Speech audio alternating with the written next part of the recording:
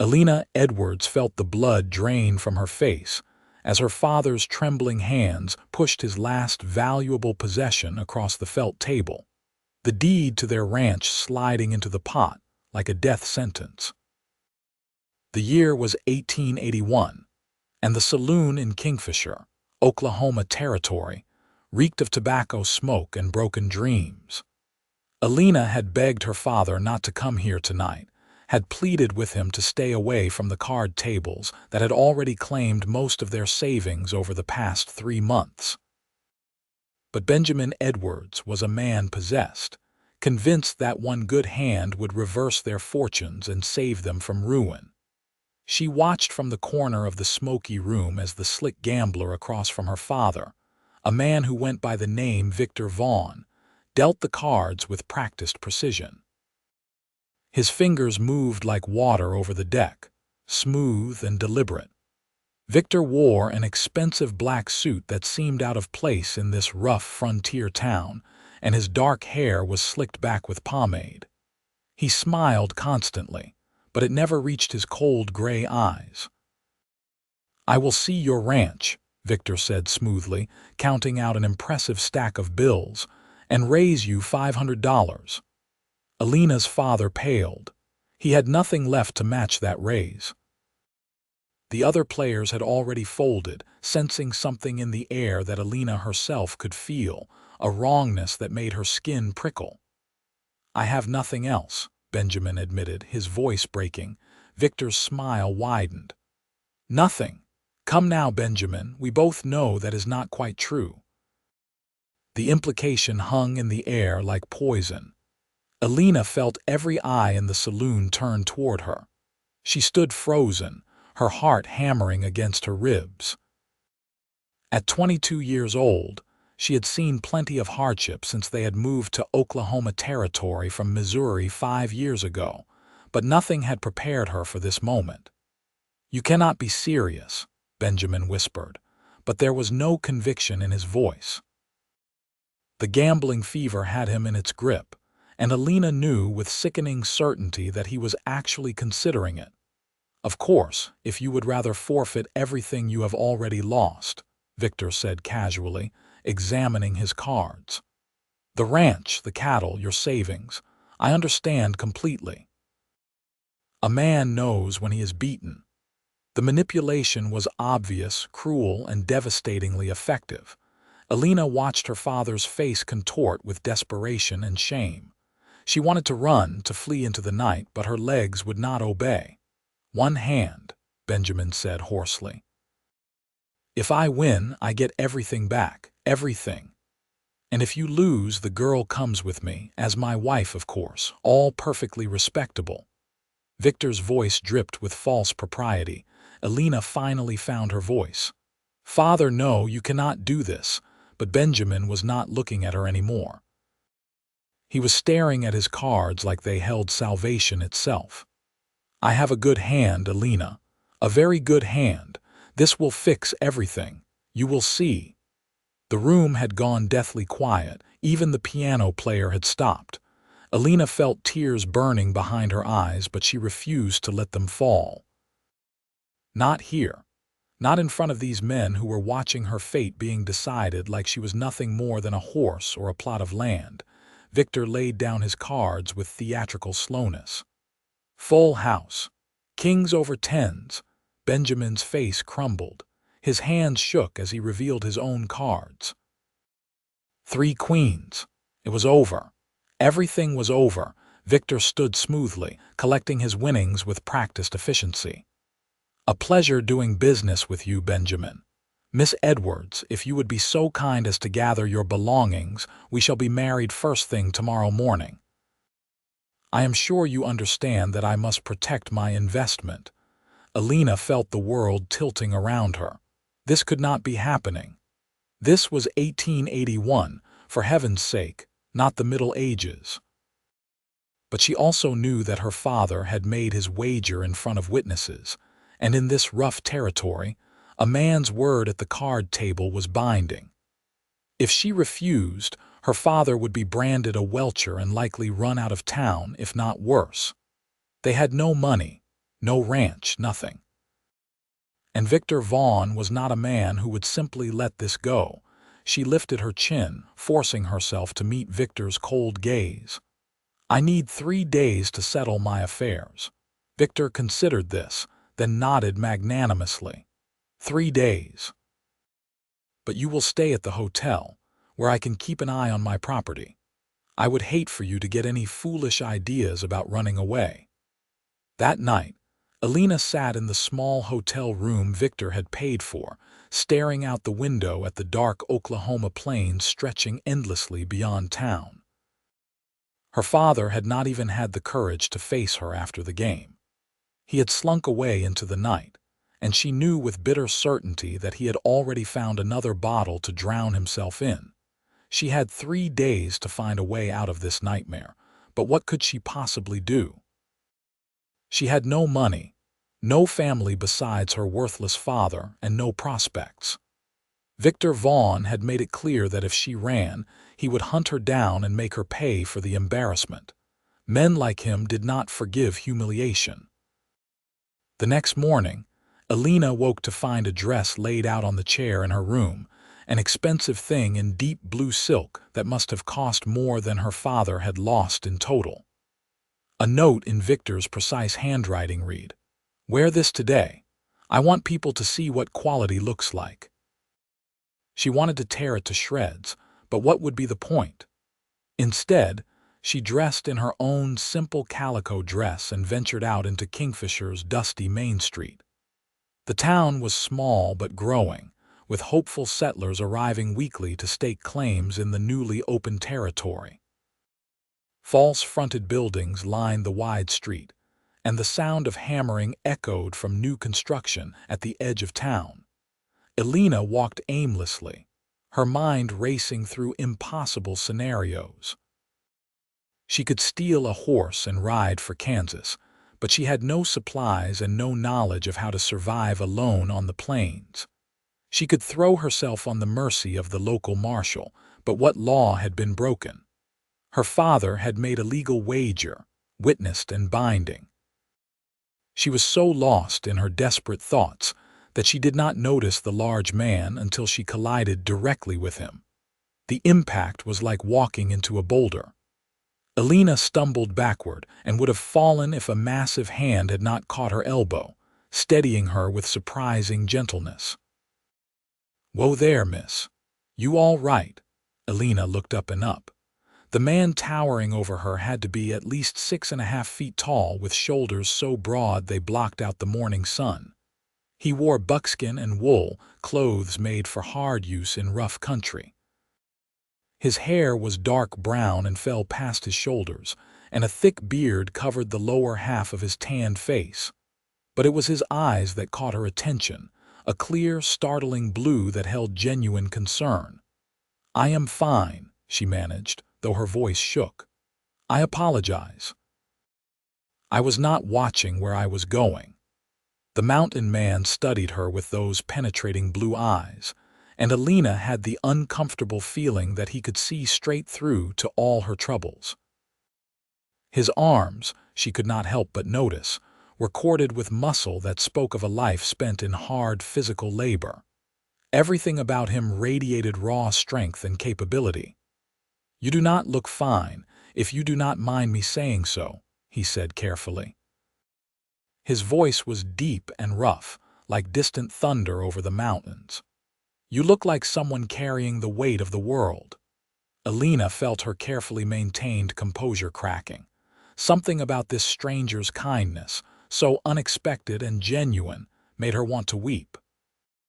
She bit her lip hard, fighting back the tears.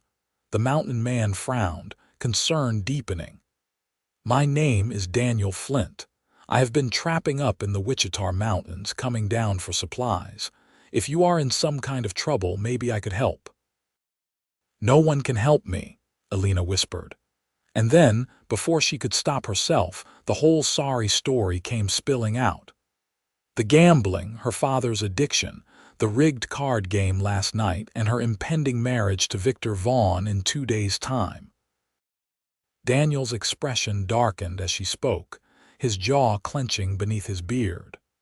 When she finished, he was quiet for a long moment, and Elena immediately regretted her outburst. What was this stranger supposed to do? He could not fight her battles for her. "This gambler," Daniel said slowly. "You said you think the game was rigged." "I know it was," Elena said with sudden certainty. "I watched Victor's hands the whole time. There was something wrong about how smoothly he dealt, how confident he was. My father may be a fool, but he has played enough cards to know a good hand when he sees one. Victor wanted him to think he could win." Daniel nodded thoughtfully. "Victor Vaughn. I have heard that name before. He has a reputation in Colorado, ran a crooked gambling operation in Denver until he wore out his welcome. Moved on before the authorities could prove anything." Hope flickered in Elena's chest, fragile as a candle flame. "Could we prove he cheated? Would that void the wager?" "Maybe," Daniel said carefully. "But men like Vaughn do not operate alone, and they do not take kindly to being exposed. It could be dangerous." "I do not care about danger," Elena said fiercely. "Anything would be better than marrying that snake." Something shifted in Daniel's expression, a softening around his eyes. "You are a brave woman, Elena Edwards. All right. Here is what we are going to do. I will go to the saloon tonight, get into a game with Vaughn. I have played enough cards in my time to recognize a cheat when I see one up close. If I can catch him in the act, we can void your father's debt and run him out of town.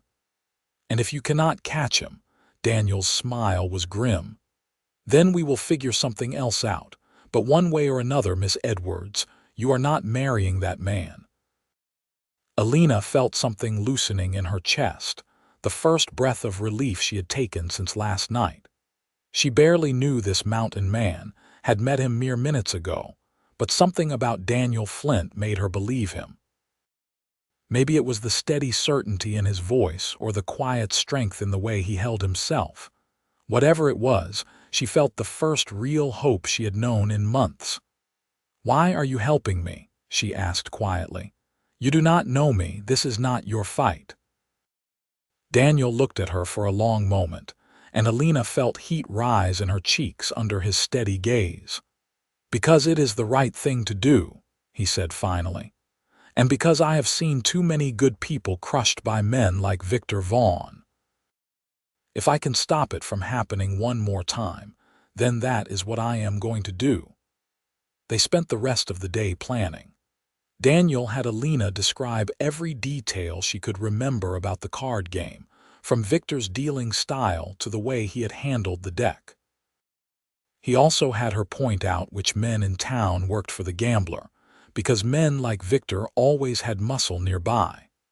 As the sun began to set, painting the Oklahoma sky in brilliant oranges and reds, Daniel prepared to head to the saloon.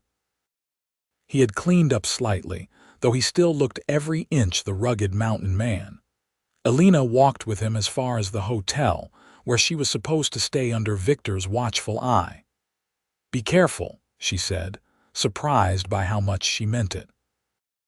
In just one day, Daniel Flint had become her ally, perhaps her only friend in this desperate situation. Daniel's hand came up to rest briefly on her shoulder, the touch warm even through the fabric of her dress. "I will be. You stay in your room tonight, no matter what you hear. Victor cannot do anything to you before the wedding without risking his reputation in town, and he is too smart for that." Elena nodded, though the thought of another night in that lonely room made her want to scream. She watched Daniel's broad back as he walked toward the saloon, and offered a silent prayer to whatever powers might be listening that this incredible, kind stranger would succeed where her own father had failed. The saloon was crowded that night. Daniel pushed through the doors and took a moment to survey the room. He spotted Victor Vaughn immediately, holding court at the largest table, money stacked in front of him. The gambler was in his element, charming and confident, with several men already waiting to try their luck against him. Daniel made his way to the bar first, ordering whiskey and making casual conversation with the bartender. He wanted to be seen as just another drifter looking for entertainment, not someone with an agenda. After about 20 minutes, he approached Victor's table. "Room for one more?" Daniel asked, his tone friendly but not eager. Victor looked up, his practiced smile sliding into place. His eyes flickered over Daniel's mountain man attire, likely assessing how much money a trapper might be carrying. "Always room for a gentleman willing to test his luck. Please sit down." Daniel settled into the chair, very aware of the two large men standing behind Victor, obvious hired muscle. The other players at the table were local ranch hands and merchants, men with limited funds and unlimited hope. Perfect targets for a shark like Vaughn. The game began slowly.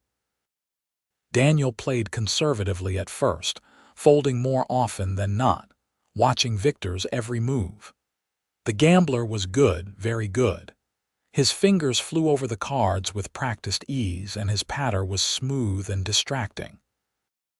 But Daniel had not spent years in mining camps and trading posts without learning a thing or two about card sharps. About an hour into the game, Daniel caught it. The tiniest hesitation, a subtle repositioning of Victor's thumb. The man was dealing from the bottom of the deck, so smoothly that most men would never notice.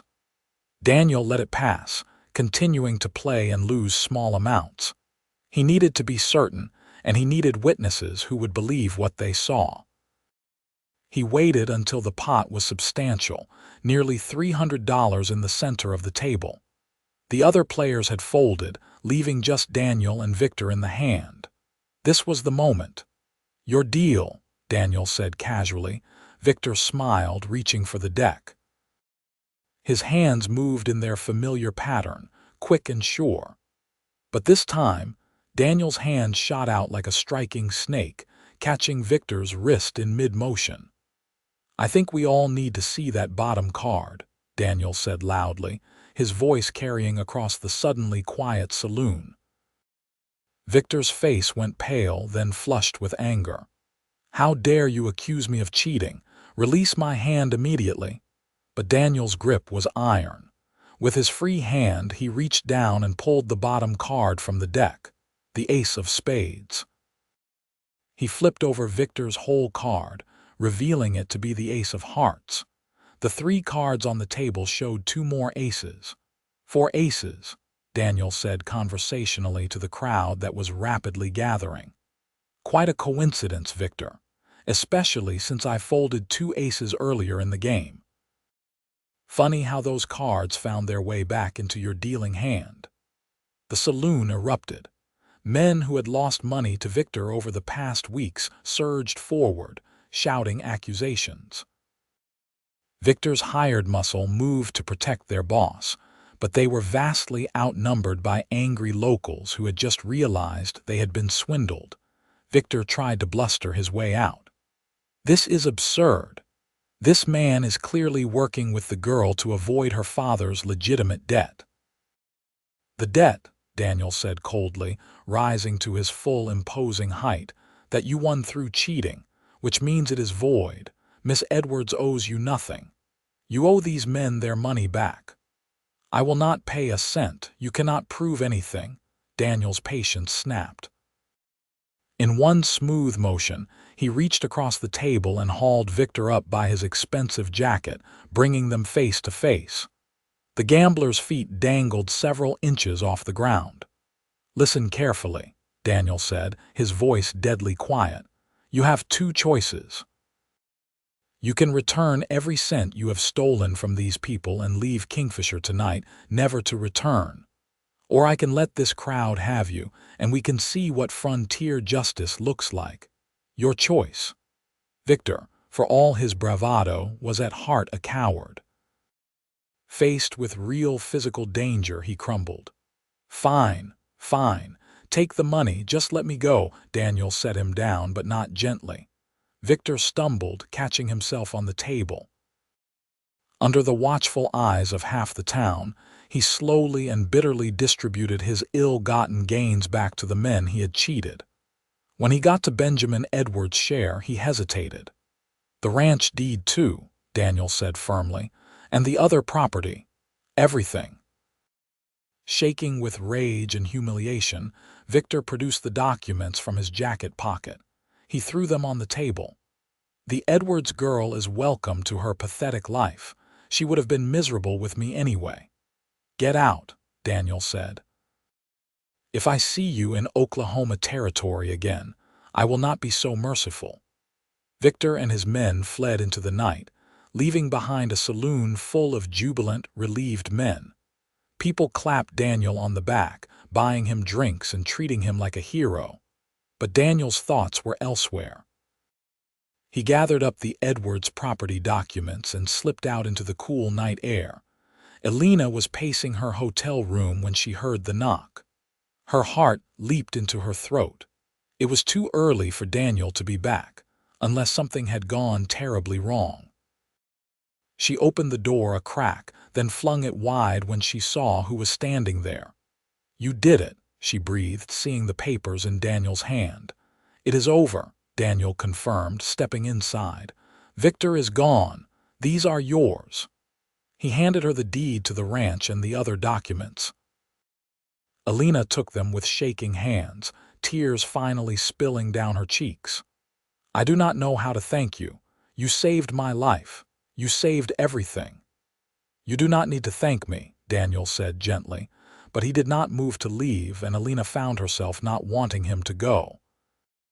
They stood there in the small hotel room, the air between them charged with something Elena could not quite name. Daniel was looking at her with an expression that made her breath catch, something tender and yearning and almost frightened. "Miss Edwards," he began, then stopped.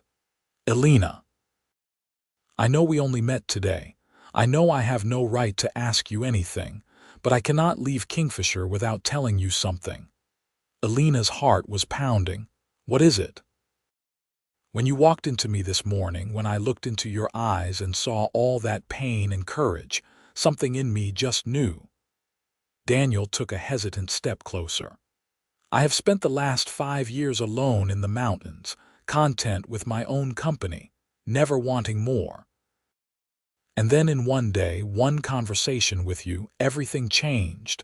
I know it is crazy. I know it makes no sense. But Elena, I think I am falling in love with you." The words hung in the air between them, raw and honest and terrifying.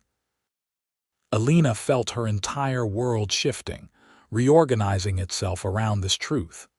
Because the moment Daniel said it, she knew she felt the same way. This strong, kind man who had charged into her life like an avenging angel, who had asked for nothing in return for saving her, who looked at her like she was precious and worth protecting.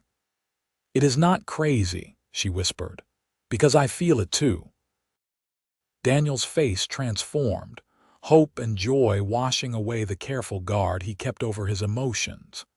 He crossed the remaining distance between them in one stride, his large hands coming up to cradle her face with surprising gentleness. "May I kiss you?" he asked, his voice rough with emotion. Elena answered by rising on her toes and pressing her lips to his. The kiss was soft at first, tentative, both of them learning this new territory. Then Daniel's arms came around her, pulling her close, and Elena melted into his strength. He was so large, so solid, and she felt safer than she had in years. When they finally broke apart, both breathing hard, Daniel rested his forehead against hers. "Come with me," he said urgently. "Not to the mountains, not right away, but let me court you properly. Let me show you that this is real, that what I feel is not just some passing fancy. Give me a chance to make you happy." "Yes," Elena said without hesitation. "Yes to all of it." They spent the next hour talking, planning, dreaming. Daniel told her about his life in the mountains, trapping and trading, living off the land. But he also told her he had been thinking about settling down, maybe buying some land and raising horses. He had saved a good amount of money from his years of trapping. Elena told him about her dreams, the ones she had buried when her father's gambling had consumed their lives. She wanted a real home, a family, stability, and love. Simple things, perhaps, but they had seemed impossible just that morning. As the night grew late, Daniel reluctantly said he should go find his own room. But before he left, he kissed her again, long and sweet. "Tomorrow," he promised, "we will figure out what to do about your father and the ranch, together."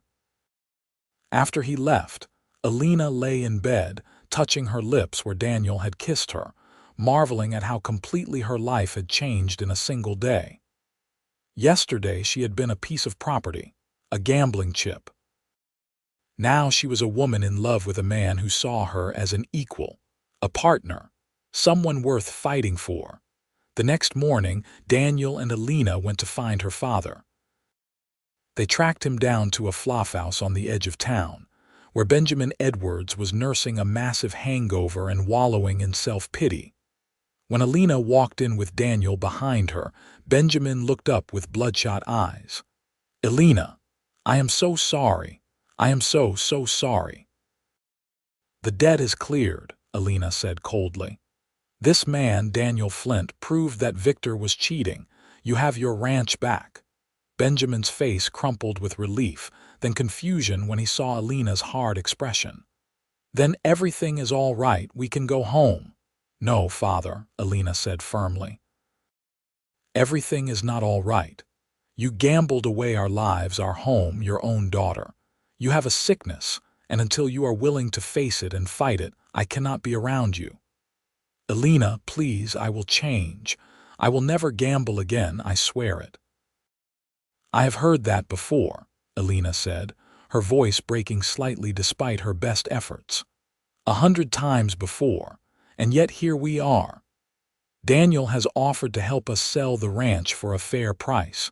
You will take your half of the money and go somewhere to get help for your addiction.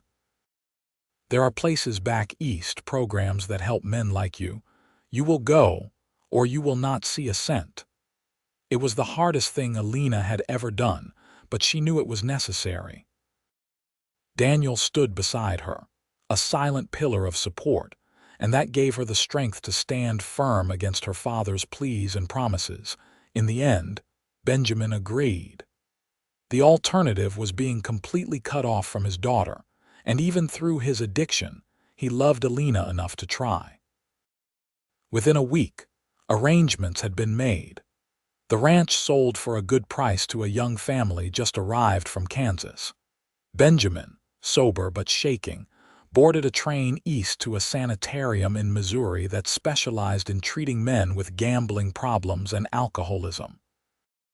Elena stood on the train platform, watching her father's face in the window as the train pulled away. She felt Daniel's hand settle on her shoulder, warm and reassuring. "You did the right thing," he said quietly. "I hope so," Elena whispered. "I hope he makes it." "He might," Daniel said honestly. "But even if he does not, you gave him a chance. That is more than a lot of people would have done." With her father gone and the ranch sold, Elena was free to start over. She had money of her own for the first time in her life, and she had Daniel. They spent the next few weeks in Kingfisher, properly courting under the watchful but approving eyes of the town. People had heard what Daniel did for the Edwards girl, and he was treated like a local hero. Daniel rented a small house on the edge of town, and Elena stayed in the hotel, but they spent every day together. Daniel was courting her the old-fashioned way, with long walks and conversation, with small gifts and careful respect. He never pushed her for more than she was ready to give, though Elena could feel the attraction simmering between them, growing stronger every day. One evening, about 3 weeks after Victor's departure, Daniel took Elena out to see a piece of land about 5 miles from Kingfisher. It was beautiful territory with rolling grassland, a creek running through it, and a view of distant hills. The sun was setting, painting everything in gold and crimson. "What do you think?" Daniel asked, watching Elena's face as she took it all in. "It is beautiful," she said honestly. "Whose land is it?" "Mine," Daniel said. "I bought it yesterday. I have been thinking about what I want to do with my life, where I want to be. And I realized that I want to be wherever you are, Elena. I want to build a house on this land, raise horses like I have been thinking about. I want to build a life, with you if you will have me." Elena turned to him, her heart so full she thought it might burst. "Are you asking me to marry you, Daniel Flint?" "I am," he said, dropping to one knee right there on the prairie grass. "I know it has only been a few weeks. I know by all rights we should wait longer, but I have never been more certain of anything in my life. I love you, Elena Edwards. Will you marry me?" "Yes," Elena said, laughing and crying at the same time. "Yes, 1,000 times yes." Daniel stood and swept her up in his arms, spinning her around as she laughed. When he set her down, he kissed her with all the pent-up passion of the past weeks, and Elena kissed him back just as fiercely. She felt wild and free and utterly alive. They were married 2 weeks later in the small church in Kingfisher.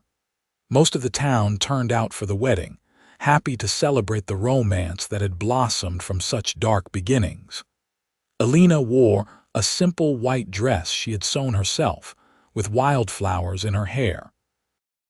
Daniel wore his best clothes and looked almost nervous, this strong mountain man who had faced down cheats and danger without flinching, when the preacher pronounced them man and wife, and Daniel kissed her.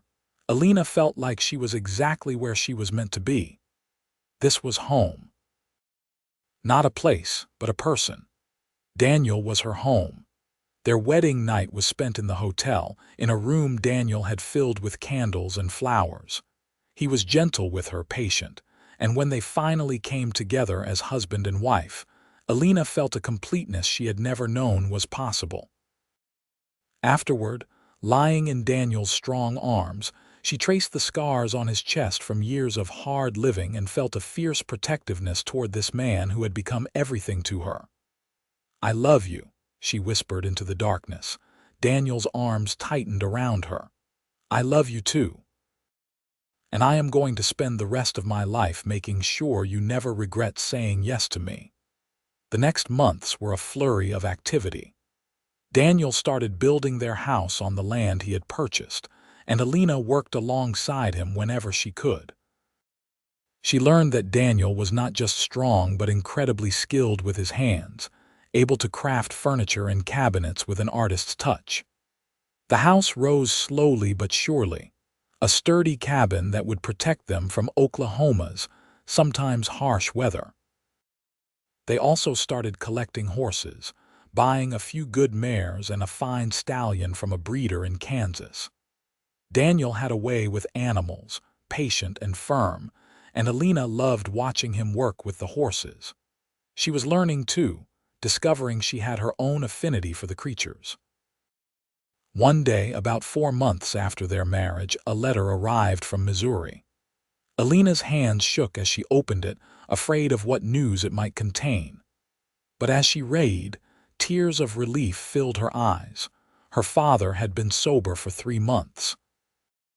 He was working with doctors, facing his demons, and for the first time expressing real understanding of the damage his addiction had caused. He wrote that he did not expect Elena's forgiveness, but he wanted her to know he was finally, truly trying to get better. He was proud of her for having the strength to make him face his problems, and he wished her and Daniel every happiness. Elena showed Daniel the letter, and he held her while she cried, releasing months of tension and fear and grief. "You saved him too," Daniel said softly. "By being strong enough to let him go, you saved him." As autumn turned to winter and then to spring, Elena and Daniel's life together deepened and grew. They finished the house and moved in, hosting a gathering for the friends they had made in the area. Their horse breeding operation was starting to show promise, with several local ranchers interested in buying from them. And in the spring of 1882, Elena discovered she was pregnant. She told Daniel one evening as they sat on the porch of their house, watching the sun set over their land. He had just come in from working with the horses, and she brought him a cup of coffee, settling beside him on the bench he had built. "Daniel, I have something to tell you," she began, suddenly nervous despite herself. He looked at her, concern immediately appearing in those blue eyes. "What is it?" "Are you all right?" "I am better than all right," Elena said, taking his large hand and placing it on her still flat stomach. "We are going to have a baby." For a moment Daniel was utterly still, then his face broke into the widest smile Elena had ever seen.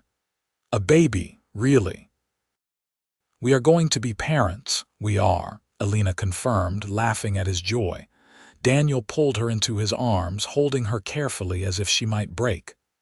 "A baby," he kept repeating, wonder in his voice. Then he pulled back, looking suddenly worried. "Are you all right? Do you need to see a doctor? Should you be working so hard with the horses?" Elena laughed, touching his bearded face tenderly. "I am fine. Women have been having babies since the beginning of time, but yes, we will get the doctor out to check on me just to be safe." The next months were full of preparation. Daniel became almost comically overprotective, insisting on doing every bit of heavy work and fretting if Elena so much as looked tired. She found it endearing and exasperating in equal measure. They prepared a nursery in one of the bedrooms, with Daniel crafting a beautiful cradle from oak wood. In November of 1882, during an early winter storm, Elena went into labor. Daniel rode through the snow to fetch the doctor and the midwife, pushing his horse hard, fear making his heart race. By the time he returned with help, Elena was in the grip of hard labor, and Daniel felt helpless in a way he never had before. The labor was long and difficult. Daniel stayed by Elena's side, holding her hand, letting her crush his fingers during contractions, wiping her forehead with cool water. He had faced down angry bears and survived mountain winters, but nothing had ever terrified him like seeing Elena in pain and being unable to help. Finally, as dawn broke over the snow-covered prairie, a baby's cry filled the house. The midwife smiled broadly. "It is a boy, a strong, healthy boy." Daniel's knees went weak with relief. The midwife cleaned the baby and placed him in Elena's arms. She looked exhausted but radiantly happy, her hair plastered to her forehead with sweat, her eyes shining as she looked down at their son. "Hello, little one," she whispered. "We have been waiting for you." Daniel reached out with one large finger to stroke the baby's tiny hand. The infant's fingers immediately wrapped around his father's finger, and Daniel felt his heart expand in a way he had not known was possible. This was his son, his and Elena's. A whole new life they had created together. "What should we name him?" Daniel asked softly. Elena looked up at her husband, this strong, gentle man who had saved her and loved her and given her everything she had ever dreamed of. "What about James? After your father?" Daniel's eyes grew misty. His father had died when Daniel was young, but he remembered him as a good man, a strong man. "James Flint. I like that." Little James was a healthy, hungry baby who quickly established himself as the center of their world. Daniel proved to be a natural father, patient and loving despite his imposing size. Elena often found him in the middle of the night, sitting in the rocking chair with James in his arms, singing old mountain songs in his deep, rumbling voice. Their life settled into a new rhythm.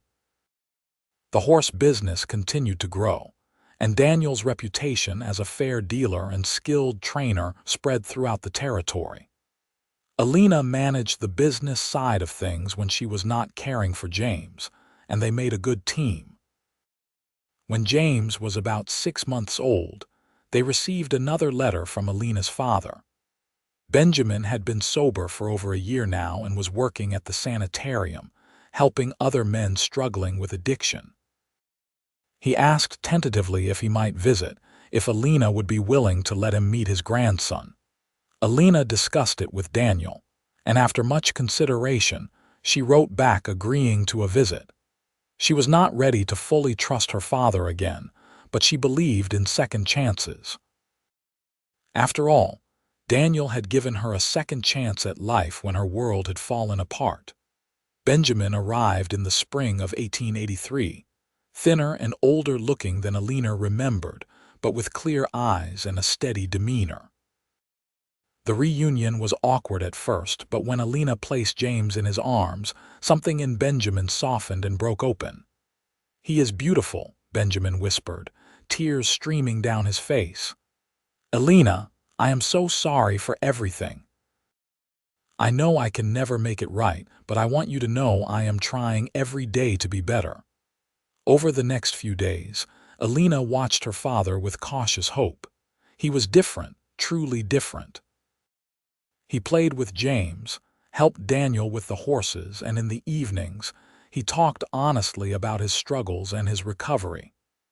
He made no excuses for his past behavior, just acknowledged it and owned it. On his last evening before returning to Missouri, Benjamin sat with Elena on the porch while Daniel put James to bed. "You have built something wonderful here," Benjamin said, looking out at the land. "You and Daniel. I am proud of you, daughter. You are stronger than I ever was." "I had to be," Elena said quietly but without bitterness. "But I am glad you are getting better, father. I am glad you are fighting." "I will keep fighting," Benjamin promised, "and maybe someday you can forgive me." "Maybe," Elena said, "but for now this is enough. You being sober, being honest, that is enough." After her father left, Elena felt a sense of peace she had not realized she was missing. She had her own family now, her own life, but she was glad her father was finding his way back to himself. The years rolled on, full and rich. In the spring of 1885, Elena gave birth to a daughter they named Charlotte. She had her mother's dark hair and her father's blue eyes, and she wrapped both her parents around her tiny finger from day one. James, now 2.5, was initially suspicious of this small interloper, but quickly became fiercely protective of his baby sister. The horse ranch prospered. Daniel's reputation as a horseman spread beyond Oklahoma territory, and they had buyers coming from as far as Texas and Kansas. They hired on help as the work grew, employing several young men from town who were glad for the steady work. Elena's father visited once a year, and gradually, forgiveness came. Benjamin remained sober, dedicating his life to helping others find recovery. He and Daniel developed a respectful relationship, and Benjamin was a doting grandfather, though he never forgot or minimized the pain he had caused. In the summer of 1887, news reached Kingfisher that Victor Vaughn had been arrested in Colorado for running another crooked gambling operation. This time, the authorities had enough evidence to convict him, and he was sentenced to 5 years in prison. When Elena heard the news, she felt nothing but relief that he could not hurt anyone else the way he had tried to hurt her. Daniel held her close that evening. "That part of your life is truly over now," he said softly. "It was over the day you caught my arm on the street," Elena corrected. "The day you looked at me and saw someone worth saving, that was when my new life began." They stood together on their porch, watching their children play in the yard. James was now 5, tall for his age and already showing signs of his father's build. Charlotte was 2, fearless and laughing as she chased after her brother. The Oklahoma prairie stretched out around them, vast and beautiful, full of possibility. "You ever miss the mountains?" Elena asked Daniel, a question she had wondered about but never quite dared to ask. Daniel looked down at her, pulling her close against his side. "I have everything I could ever want right here," he said firmly. "You, the children, this life we have built." The mountains were beautiful, but they were lonely. I did not know how lonely until I met you and realized what I had been missing. Elena smiled, reaching up to touch his bearded face.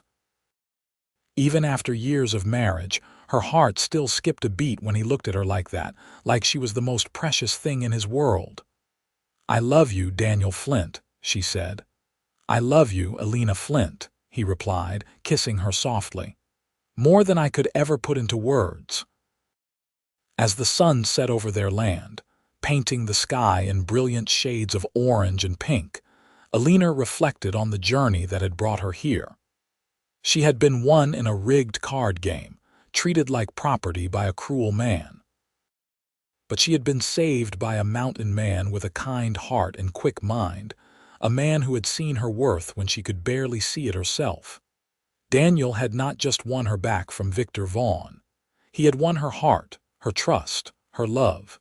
And in return, she had given him the same. Together they had built something beautiful and lasting, a life filled with love and purpose and family. In 1889, Elena gave birth to their third child, another son they named Michael. James was now 7 and already helping his father with the horses, showing a natural aptitude for the work. Charlotte was 4 and insisted on being involved in everything, her fearless nature both delightful and terrifying to her parents. The ranch continued to grow and prosper. Daniel's horses were now known throughout the territory and beyond, prized for their intelligence and temperament. They had expanded their land holdings, buying adjacent property as it became available. What had started as a dream on a piece of prairie land had become a thriving ranch, employing a dozen men and producing some of the finest horses in Oklahoma Territory. Elena often thought about that night in the saloon in 1881, 8 years ago now. It felt like a lifetime ago, like it had happened to a different person. In many ways, she supposed it had. That frightened young woman who had watched her father gamble away her future had grown into a confident ranchwoman, a mother, a businesswoman in her own right. She managed the books and the sales, negotiated with buyers, and made decisions about the ranch's future alongside Daniel. They were true partners in every sense of the word, and their love had only deepened with time. The passion of their early days had matured into something richer, more complex. They knew each other's moods and thoughts, could communicate with a glance across a crowded room. They had weathered hard times together, including a terrible drought in 1886 that had tested every rancher in the territory, and a winter storm in 1888 that had killed several of their horses and left them grieving. But they had survived it all together, their bond strengthening with each challenge overcome. Daniel was still the protective, powerful presence he had always been, but Elena had seen his tender side, the way he cried when their babies were born, the gentle way he nursed sick animals back to health, the patience with which he taught their children. One evening in the fall of 1889, after the children were in bed, Daniel and Elena sat together in the living room of their home. Daniel was mending a bridle and Elena was working on a quilt. The fire crackled in the hearth, and the house was peaceful. "Do you ever think about what your life would have been like if Victor had not been caught?" Daniel asked suddenly. Elena looked up, surprised. They rarely talked about those early days anymore. "Sometimes," she admitted, "but not often. Why do you ask?" Daniel set down the bridle, his expression thoughtful. "I was in town today, and I overheard some men talking about a gambler who had been run out of Guthrie for cheating. It made me think about that night at the saloon, about how easily things could have gone differently. If I had not caught the cheat, if the crowd had not been willing to stand up to Victor, if you had been forced to marry him." He shuddered. "It still makes me angry to think about." Elena set aside her quilting and moved to sit beside Daniel on the couch. She took his large hand in both of hers. "But none of those things happened. You did catch him. The people did stand up, and I married you, the man I love. We cannot live in the shadow of what might have been, Daniel. We can only live in the joy of what is.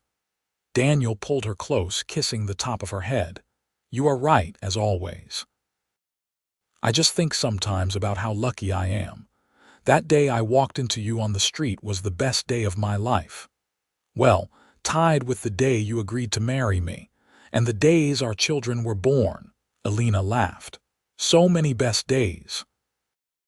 With you, every day is the best day, Daniel said seriously, then grinned at his own sentimentality. Listen to me. I sound like one of those poets from back east. I like it, Elena assured him. I like knowing that you still feel that way after all these years. I feel the same, you know. I love the life we have built, the family we have created. You gave me everything, Daniel. Everything I ever wanted and so much I did not even know to hope for. They sat together in comfortable silence, watching the fire, each lost in their own thoughts. Outside, an owl hooted, and somewhere in the distance, one of the horses whinnied. These were the sounds of home, of the life they had built. The years continued to pass, each one bringing new challenges and new joys. Kingfisher grew from a rough frontier town into a proper community, with schools and churches and social organizations. Statehood was coming for Oklahoma Territory, everyone said, though the exact timing remained uncertain. But Daniel and Elena were putting down roots regardless, building something meant to last for generations. In 1891, Elena's father passed away peacefully in his sleep in Missouri. He had been sober for 10 years, had helped countless other men find their way to recovery, and had rebuilt his relationship with his daughter. At his funeral, Elena stood between Daniel and her children, grieving but also grateful. Her father had found redemption in the end, had died as a better man than he had been during most of his life. It was more than many people got. That same year, James turned 9 and started truly working alongside his father, no longer just helping but actually contributing to the ranch's operation. He had Daniel's size and strength, already tall and broad-shouldered for his age, and he had inherited his father's gift with horses. Charlotte was 6, attending the new school in Kingfisher and proving to be frighteningly intelligent. Michael was 2, a happy, energetic toddler who kept Elena constantly busy. And then, in the spring of 1892, Elena discovered she was pregnant again. She was 33 now, and this pregnancy felt different from the others, harder on her body. Daniel worried constantly, hovering over her until she finally had to firmly tell him to stop treating her like she was made of glass. Women have been having babies forever, Daniel Flint, she said with exasperated affection. I have done this 3 times already. I know what I am doing. I know, Daniel said, looking sheepish, but you are not getting any younger and pregnancy gets more dangerous. I am not ancient, Elena protested, though she privately acknowledged his concern was not entirely unfounded. This pregnancy was taking more out of her than the others had. In December of 1892, Elena went into labor. This time the labor was even harder than before, lasting nearly 24 hours. Daniel did not leave her side, holding her hand, encouraging her, praying silently that both his wife and baby would survive.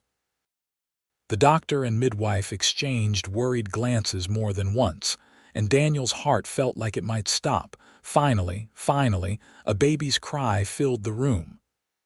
A girl, the midwife announced. A beautiful baby girl. But Elena was not responding, her eyes closed, her breathing shallow. Daniel felt panic grip him. Elena, the doctor worked quickly, and after several terrifying minutes, Elena's eyes fluttered open. She was deathly pale and weak, but alive. The midwife placed the baby in her arms, and Elena managed a tired smile. Another daughter, she whispered. What should we call her? Whatever you want, Daniel said, his voice choked with emotion. He had almost lost her. The realization made him want to hold her and never let go. "Grace," Elena said softly, "because by the grace of God we are both still here." "Grace it is," Daniel agreed, gently touching his daughter's tiny face. Elena's recovery was slow. The birth had taken a toll on her body, and the doctor privately told Daniel that they should not have any more children. Daniel agreed immediately. He loved their children, but he loved Elena more, and he could not bear the thought of losing her. As Elena gradually regained her strength over the following weeks, Daniel was beside her constantly, caring for her, managing the ranch and the children, doing everything he could to make things easier for her. She watched him with deep love and gratitude, this strong man who had become her whole world. By spring, Elena was fully recovered, and life returned to its normal rhythm. Grace proved to be a calm, sweet-natured baby, so different from her energetic siblings. James was now 10, Charlotte 7, and Michael 3. Their house was full of noise and laughter and life. The ranch continued to thrive. They now had one of the largest horse operations in Oklahoma Territory, with buyers coming from across the region. Daniel had trained several of the young men who worked for them, passing on his knowledge and skills. He and Elena had built something that would outlast them, a legacy for their children. On a warm evening in the summer of 1895, the whole family gathered on the porch after dinner.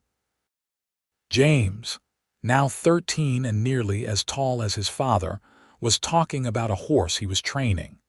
Charlotte, 10 years old and full of opinions, was arguing with her brother about the best training methods. Michael, 5 now and still the baby before Grace came along, was playing with his toy soldiers. And Grace, 2.5, was curled up in Elena's lap, sucking her thumb. Daniel sat beside his wife, his arm around her shoulders, and looked at his family with deep contentment. This was everything he had never known he wanted, everything he had been missing during those lonely years in the mountains. He glanced at Elena and found her looking back at him, a soft smile on her face. "What are you thinking?" he asked quietly. "I am thinking about how different my life could have been," Elena said. "If you had not been in Kingfisher that day, if you had not cared enough to help a stranger, if you had not loved me." "I will always love you," Daniel said simply, "until my last breath and beyond." "And I will always love you," Elena replied. "You are my hero, Daniel Flint. You saved me in every way a person can be saved." They sat together as the sun set over their land, surrounded by their children, living the life they had built together from the ashes of Elena's darkest moment. It had not always been easy. They had faced droughts and storms, financial worries and personal losses. But they had faced it all together, their love the foundation upon which everything else was built. The story of how they met became family legend, told and retold to their children and eventually their grandchildren. The tale of the gambler who tried to win Elena in a rigged card game, and the mountain man who won her back and taught that gambler honesty. But more than that, it was the story of two people who found each other against all odds and built a love that would last a lifetime. Years continued to pass. James grew into a fine young man, eventually taking over more and more of the ranch operations as Daniel grew older. Charlotte married a lawyer from Oklahoma City and had children of her own. Michael followed in his father's footsteps, becoming a skilled horseman and trainer. And Grace, their surprise baby, grew into a beautiful, kind young woman who became a teacher. Daniel and Elena grew old together, their love never diminishing. They worked side by side for decades, raising their children, building their ranch, becoming pillars of the community. They weathered Oklahoma's transition to statehood in 1907, celebrated their children's marriages and the births of their grandchildren, and supported each other through every joy and sorrow life brought them. In 1925, at the age of 66, Elena fell ill with pneumonia. Daniel nursed her through it with the same fierce devotion he had shown throughout their marriage. She recovered, but the illness left her weakened. She was not the strong rancher's wife she had once been.